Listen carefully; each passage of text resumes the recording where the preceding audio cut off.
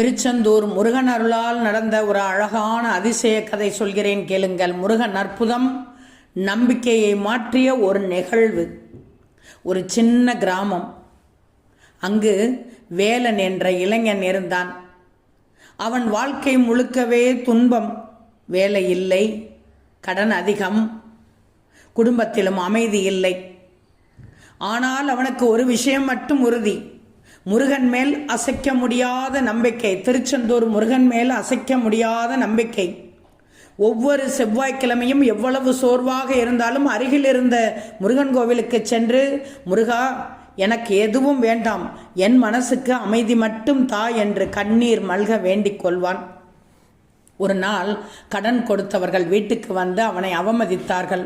மனமுடைந்த அந்த இரவே கோவிலுக்கு சென்று முருகன் முன்வில் விழுந்து அழுதான். அப்போது கோவிலில் மணி தானா